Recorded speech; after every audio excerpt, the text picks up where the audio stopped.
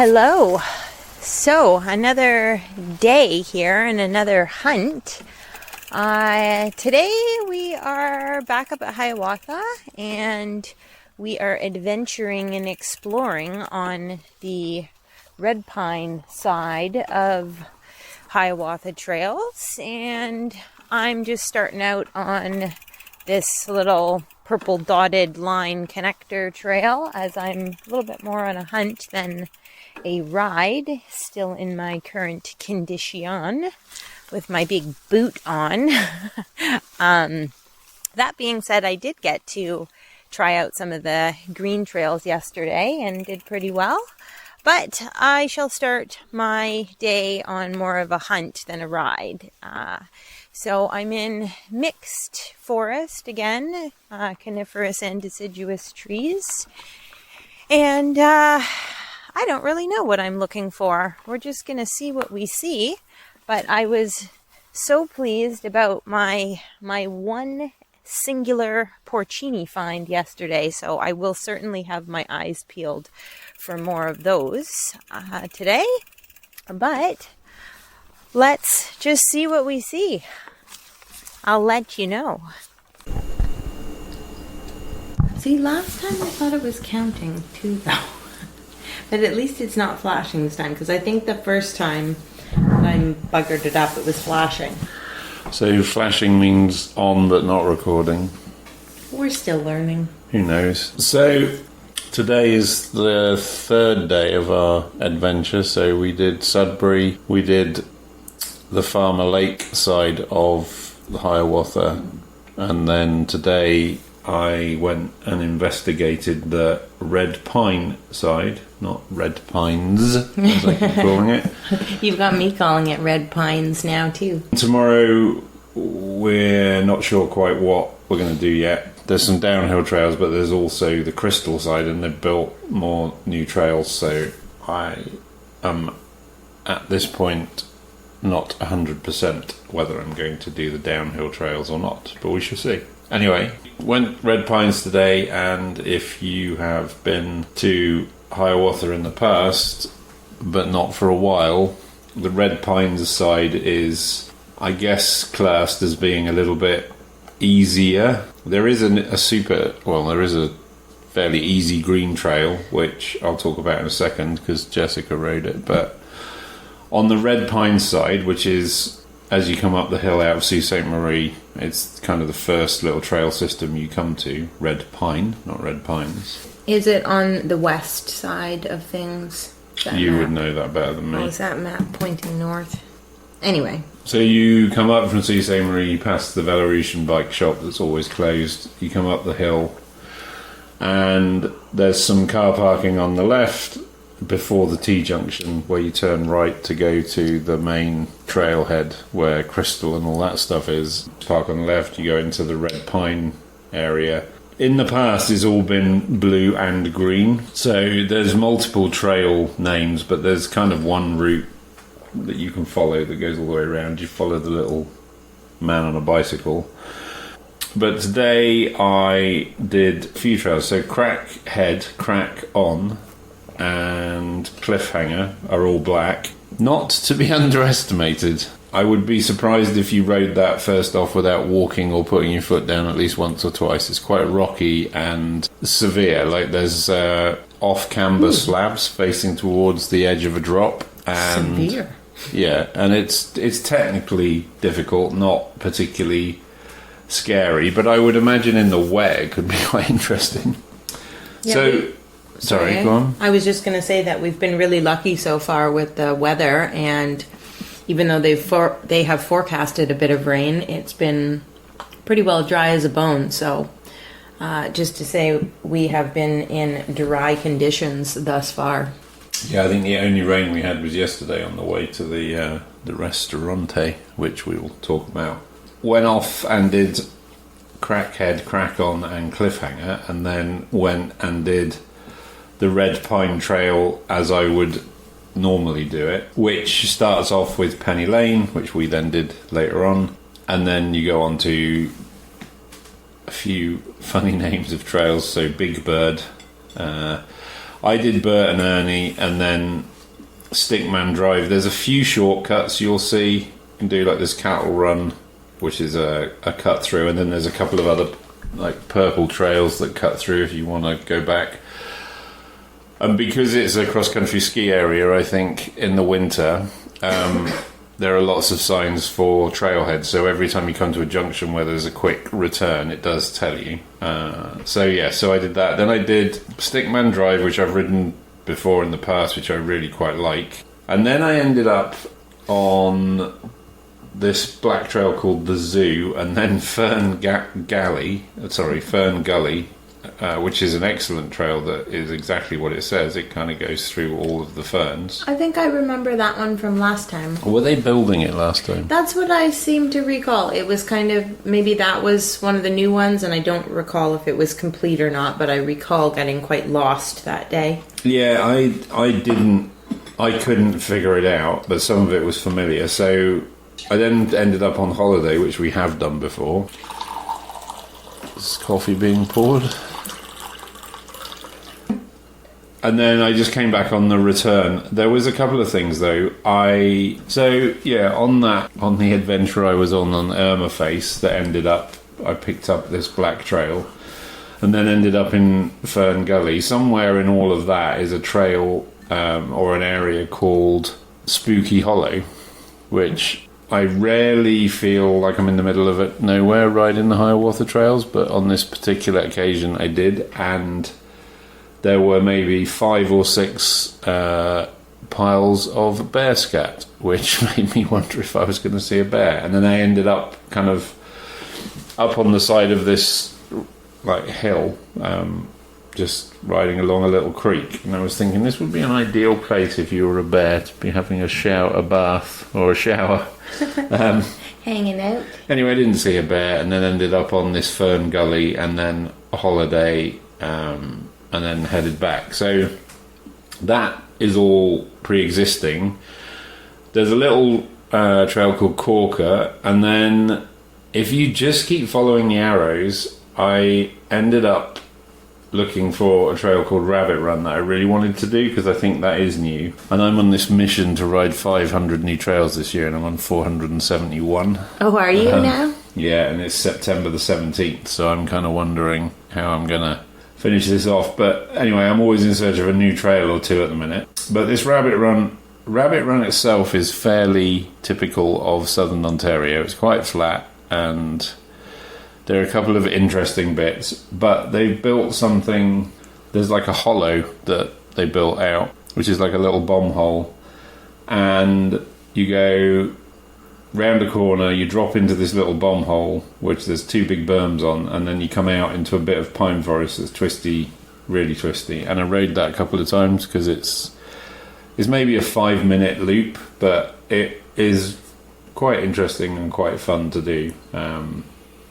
And if you're learning how to ride, I would say it's fairly little consequences.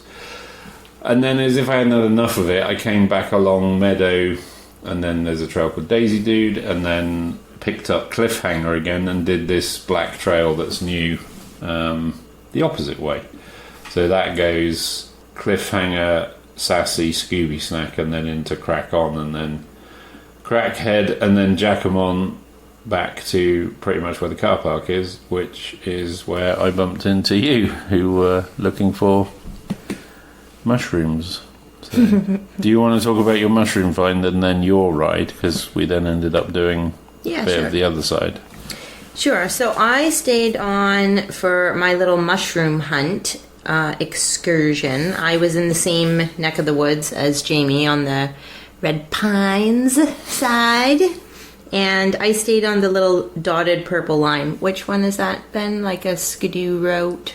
There's a connector trail called the Red Pine Connector, and then there's a longer one, which is, I think it's the Red Pine Cross Country course, actually. Is it? Okay. Well, there's... Which I think is a Nordic ski route, which I guess means it's pretty flat. So there is the little dotted purple line, is what I'm going to call it.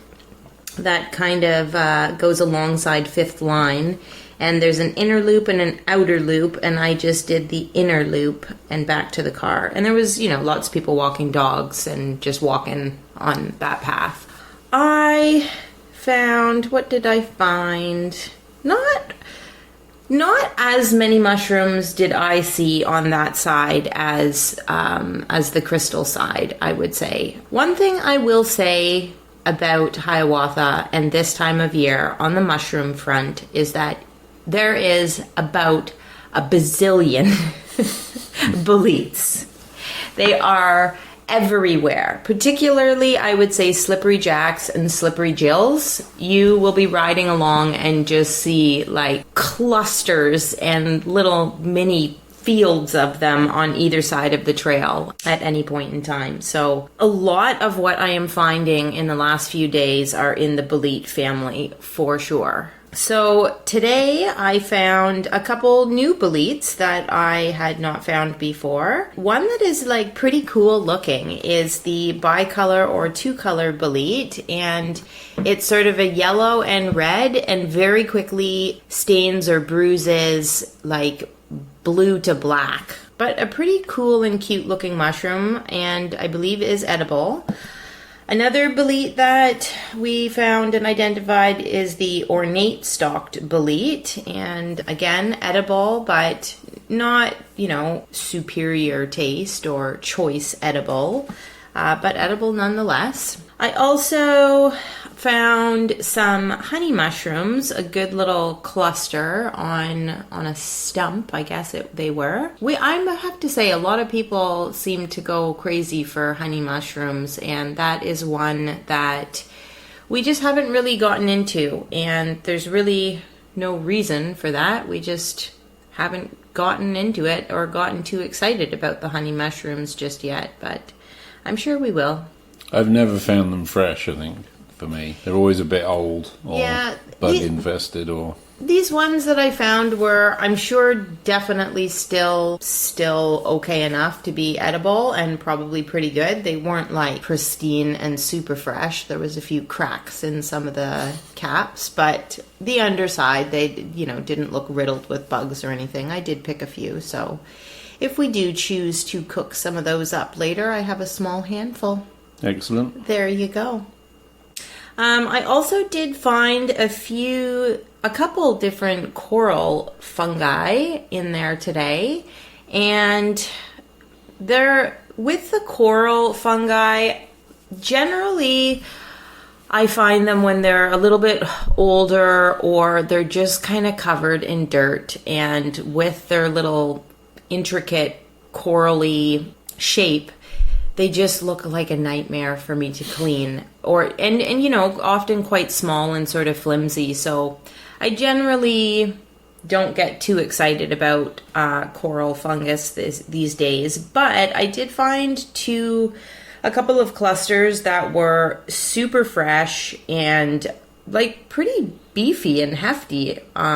With a little bit of research and investigating, they are in the coral fungi, or in the Ramaria family, I believe, and there's many different varieties now, and some are edible and some are not edible. So I do believe we positively identified some to be in the Ramaria flava family and some to be in the Ramaria formosa family. Flava being edible, formosa being toxic. So I think the flava ones we found were identified as Changle coral, and the formosa ones were just called yellow-tipped coral. So neither of those are we going to cook up and eat, but they were quite beautiful and, like a lot more robust than any other coral I have found before. So they were pretty fun to find. Can I ask a question? Of course you can. So coral, lion's mane, and that series of mushrooms or whatever they are, fungus, they grow, or they're similar, okay, so they all look like they're out of the sea to the people that don't know quite what they're looking for. Does lion's mane is always growing on dead or decaying or standing trees? Correct. Whereas Out of wood. coral can be growing out of the ground, or does it ever grow out of wood? I do not know for certain. In my experience, I don't believe I have ever seen coral growing out of wood. I've always seen it growing out of the ground, coming up out of the dirt and leaves, and that's what I mean about the cleaning factor looking tedious. So coral, I would say, then grows from the ground up, whereas lion's mane grows almost down, like the teeth are like a bush pointing down. Yeah. For so sure. just in case you look at something and think, I'm not going to touch that, if it's growing on a tree, then it's probably lion's mane, and if it's growing from the ground, it's probably coral. Yeah, that's a good point. Okay, I just wondered. Obviously double check with 10 applications, 6 books, and various advice before eating anything. Don't actually trust anything we say. Well, you can trust what we say, but take your own responsibility and make sure you've identified things correctly, I would say. Yeah, and you'll notice any and all information that you find will say the same thing. There was some advice Jessica read to me just as I was going to sleep last night that said to see if a mushroom's poisonous or not, dab it on your tongue, and then if your tongue tingles and feels peppery, then it's poisonous. And if there's a pleasant flavor, then it's probably edible. That was some pretty random advice. Do not take that advice. No. Definitely raw mushroom, I'm not so sure. Raw mushrooms are always discouraged. It is always advised that you cook these wild edibles first before consuming. And of course, it's always suggested that you, not only with mushrooms, but any new food that you're introducing to your body, that if you're going to try eating it, is to eat just a small portion of it and wait a couple of hours to see how your body reacts before proceeding. I found a mushroom and looked at it and discarded it. No, in fact, we took it home, and I didn't do anything with it. I didn't eat it. I didn't really get any spores on me, but I happened to touch my lip with my hand, and my lip went numb, and so did the side of my face. And that was quite early on in looking into mushrooms and fungus. So I have been pretty careful ever since. The point is that, you know, even ingesting a tiny amount of something that is poisonous could be very unpleasant and scary. Yeah, it's no joke. This mushroom business.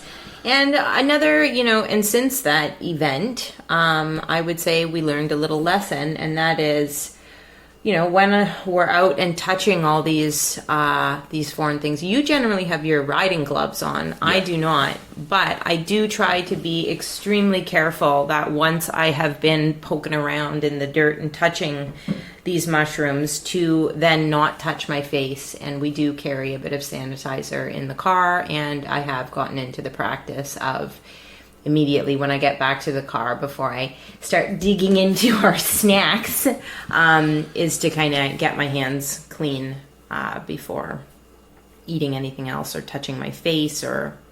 Yeah.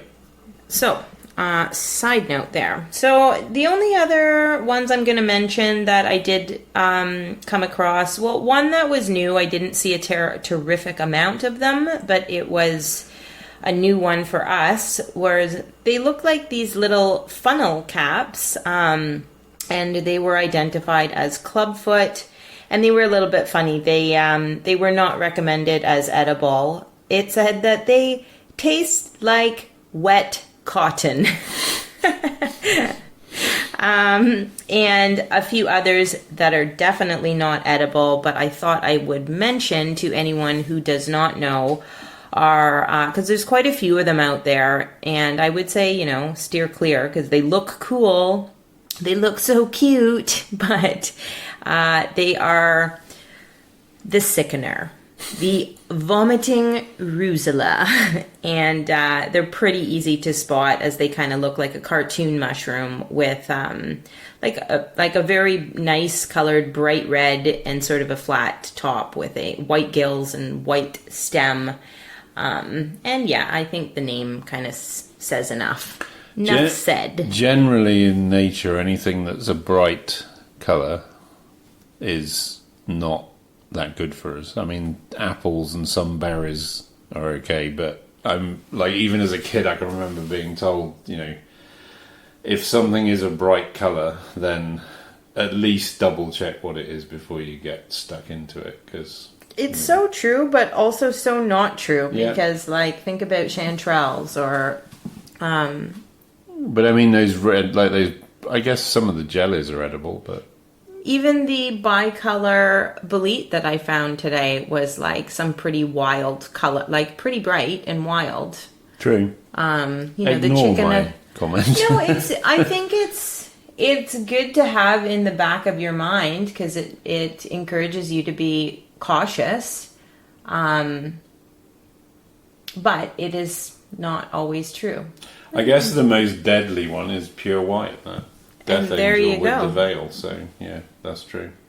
So anyway, after the mushroom extravaganza, Yes. you and I then went for another ride. A Jessica ride. Jessica ride. Back to the beginning ride. So from where we were, we went on a trail called Wolf Tree, and then we got onto the Pinder Trail. From Wolf Tree to Penny Lane, and then Penny Lane shoots you out on the road at Fifth Line, so you be careful.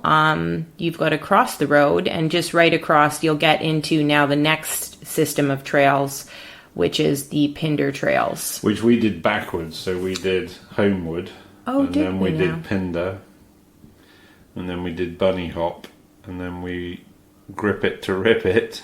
Ooh, did I do a little mini blue section? A little bit of blue, yeah. Special K, Cheerio, Whoop Doo.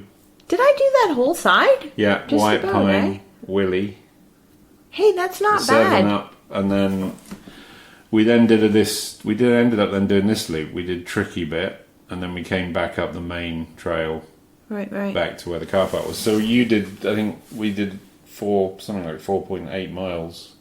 That's not bad for someone who's not supposed to be riding a bike right now. Don't tell anyone. So yeah, you did an easy, as we tell the whole world, easy cruise on the green trails of 4.8 miles. I mean, all I would say is, yes, you did do it, but one, it was, I mean, you're not going quickly compared to you. I definitely was not having any trouble keeping up with you, even absolutely on the not. uphills. But hey, it gave you a good chance to look for mushrooms. Yeah, that's not my point. My point is that you are still recovering from something, and you can't stand up on the pedals, and you can't get your pedals level at times. And so the point is that, anybody listening to this that thinks, oh, Jessica's fine now, no, she's far from got it. a long way to go. And I think anybody who's been stuck inside or not able to get out will appreciate the fact that the improvement in your mental state by actually getting out and doing something, however small, in the woods is better than any kind of medicine, really. That would be my view. That's kind of our philosophy, I would say. It's generally our remedy to most everything. Any kind of problem. And it's been for the longest time ever. I mean, I can think back to some pretty crazy times, and that was always my go-to thinking of the solution. Well, I'll just go out into the bush and that'll solve it. So maybe it doesn't solve every problem, but it sure is not a bad thing. It's always boosted my spirit. Yeah, I've always felt sorry for people that don't get that feeling out of being outdoors, but I guess everybody makes their own way. But it's such a simple thing sometimes, I suppose. Anyway, we won't get into deep philosophy. No, but I will say that, on that note, in this town of Sault Ste. Marie, there is no shortage of it. There is so much green space and bush and forest and woods, and it's really a beautiful place to be and a treat to be here. And actually a lot of people are outside making the most of it. Yeah, absolutely. You know, even someone that we ran into and spoke to yesterday was like, yeah, that's why I moved just down the road from here. But I mean, gosh, my point is it's pretty easy and convenient to get to the woods if you live in Sault Ste. Marie as opposed to living in some other places, which could be easy to take for granted. I would agree. Okay, on that note, then we're going to put an end to this. What we are... Sorry. Dinner. Yeah, I was wondering if we do like a roundup of places. Okay, sorry. In the last episode. Okay, sorry. Because my thinking, it doesn't matter because I just have to edit it out. But my thinking is that if we did if we said, you know, if on the last episode we do a roundup of there's these ice cream places, there's these eating places, because we got tonight as well still. Okay, sorry. Does that make sense? Yeah. Okay. You don't have to whisper. Yeah. So nothing else to say. We're heading out again tomorrow, so we'll come back with that one. And then after that, or at the end of that, we'll give a roundup of a few places that we have visited while we're here that you might want to... That we're not in the woods? Yeah, just a couple of the eating places and... the eating places. Cafe, ice cream places and a few other things. So, yeah, we'll kind of do a bit of a roundup on that one at the end of our next episode tomorrow or next week. Whenever the heck it is, who knows? So there's just one thing to say. Until next time. Get lost.